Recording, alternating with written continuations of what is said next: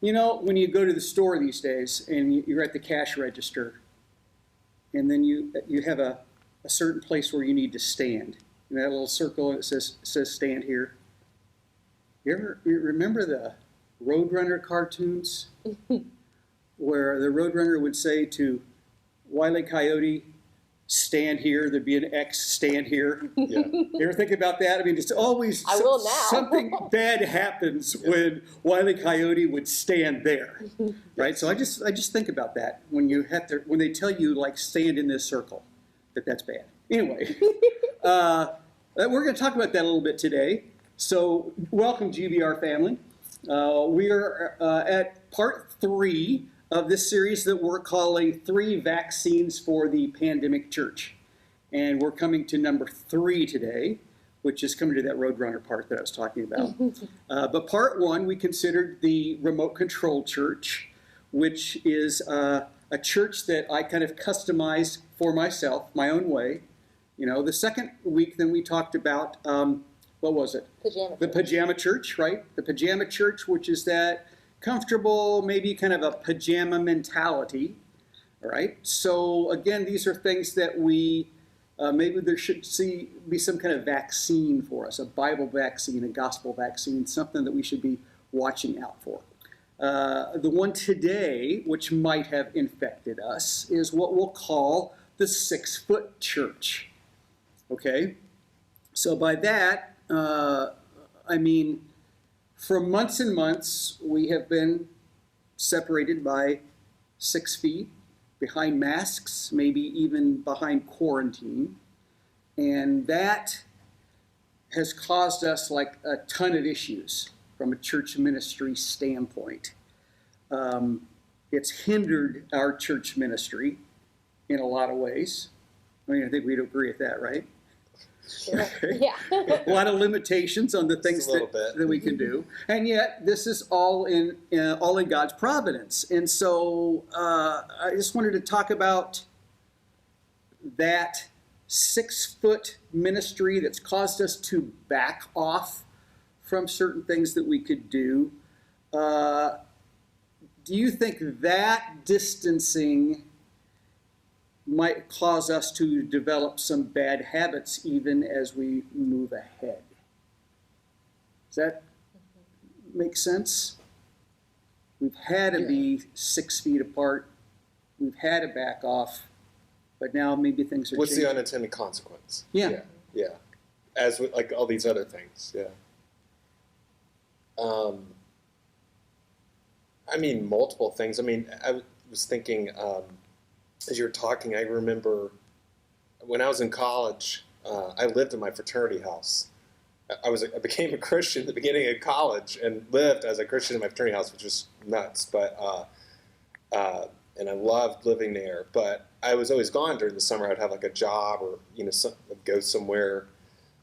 And I remember like when school would start back up in August, I hadn't been around a lot of my buddies, for 3 months. And when I remember coming up to the house and my heart was racing and I felt anxious. I'm like, what's my problem? Like, why do I always feel anxious because I'm socially anxious, but, so maybe it's just me, but it's like that distance and then to re-engage it, like it just felt uncomfortable. And there's multiple things, I mean, I can't help but think if like you're coming to church by yourself and now so it's really obvious you're by yourself, that you're sitting by yourself 6 feet away from the family units. I mean, that's got to be really hard and anxiety provoking. So there's, multiple things. I think we just maybe at the forefront just name like it's going to be uncomfortable a little bit at first, especially if you haven't been here. I mean, it's been interesting to have folks who've been watching us online, and then this Sunday and the last couple Sundays, the first time they've ever even been to our building. Yeah. So it's just a weird time. So you think that this has caused us to be maybe more internally focused as a church, just because of these circumstances? I think even by just necessity of survival, right? Like, you're kind of closing in a little bit, and I think that's that's kind of the unintended consequence, like you were saying, but there's a safety factor, like physically, right, of the distance and the mask, but there's an emotional side of that, a spiritual side of that too, of like, I mean, I've had several really introverted friends say they haven't minded it because it's been like their comfort zone, you know.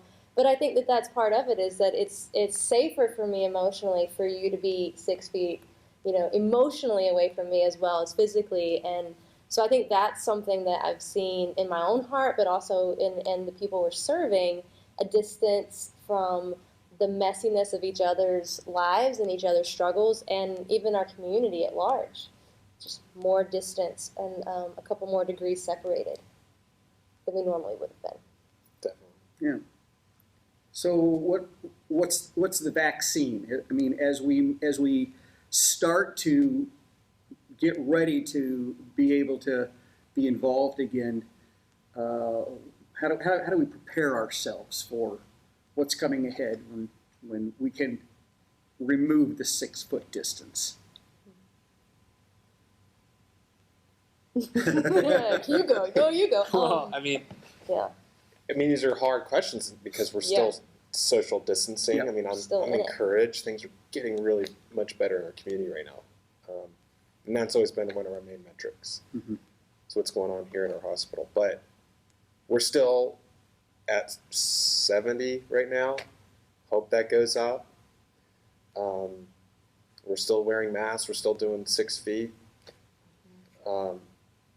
So I think maybe if anything, sometimes it's just stopping and naming something and just saying like, okay, man, it's gonna feel awkward. You know, I'm like we've talked about, we're just out of rhythm. You know, but I can say this, and this will encourage you, especially for those fellow introverts out there. The last 2 weeks have been so life-giving. I mean, the outdoor services were great. We had some big numbers there, and but just to hear people like really worship, and you know, I really appreciate Derek singing and express that, and just communion out on the lawn after the service. I mean, it was just really intimate. It really was special, and I laughed. Like, I think the last 11 months for those of us on staff, it's felt like a labor of love. Like, most of the feedback we've gotten hasn't been the most positive, like, you know, because we just don't have those normal interactions here in the lobby with people. Right. And so it has felt distance on our end too, you know.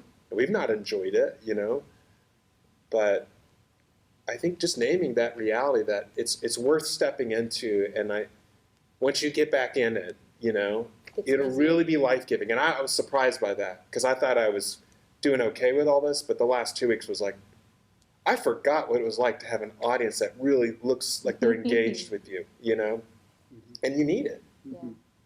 And I think, like, we're out of practice, so the more you practice it, the easier it gets, too. Like, for those that are kind of like, this is going to be different. And maybe it's okay that it's different, that it's not going to be the same that it was before all of this happened. It can be better. It can be even more impactful for ourselves and for our community. And, you know, I'm always thinking in, like, the practical terms of application in this, too. And I think there are some ways we can start to move towards that with some of the outreach that, you know, we would have done before and maybe have kind of trailed off on.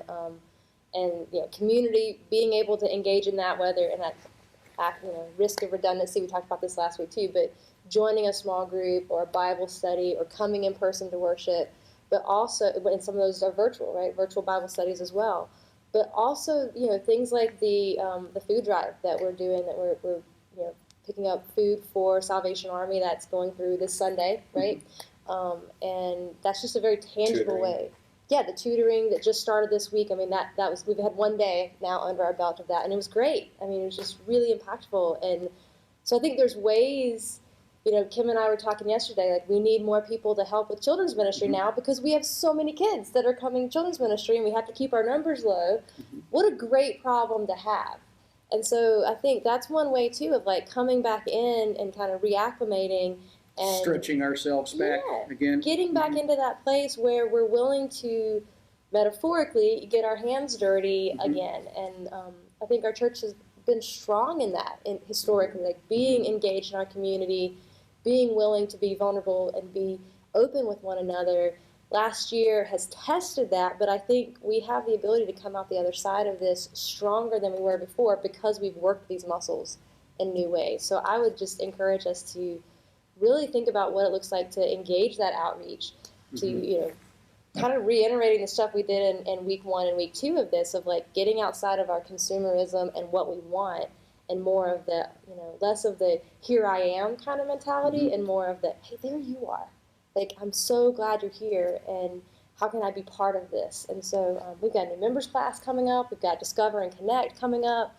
Ways for you to kind of ease back in if you haven't been coming, and ways to give and serve and get involved. And this food pantry thing is a really great, easy access point if you guys are interested in doing that. So, I think in all 3 of these areas that we've been talking about on these 3 weeks, that we're kind of looking for what is it that we can do, what's our to-do thing.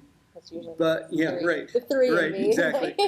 But I think in a lot of cases it's simply the heart work that we need to do. We just need to kind of prepare ourselves for, or it's going to come back. We're going to come back, and we need to be doing heart work, not just what am I going to do, but how am I going to prepare my heart? And especially as we're in this Lenten season, where might be a time in which you do some reflection and some examination before the Lord. That maybe what we all need to just pray together as we look at the weeks ahead is that prayer at the end of Psalm 139, which says, "Search me, O God, and know my heart. See if there's any offensive way in me, and lead me in the way everlasting." That might be a good prayer for all of us. You think? Great. Yeah. Absolutely. Okay, good. I've enjoyed these discussions. Thanks. Yeah. Thanks for putting it together. Great. Yeah. What's next? Oh yeah, what's next? We'll have to think of something. Yeah. Good. Thanks, everybody. Thanks, guys.